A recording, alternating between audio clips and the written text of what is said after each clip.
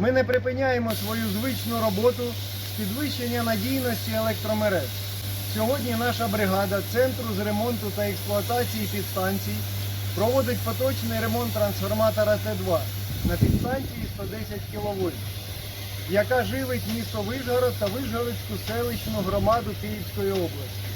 Попри війну ми працюємо, щоб в кожного мешканця Київщини вдома і на роботі було світло. ДТЕК Київські регіональні електромережі, відповідальний бізнес, надійний партнер суспільства і держави.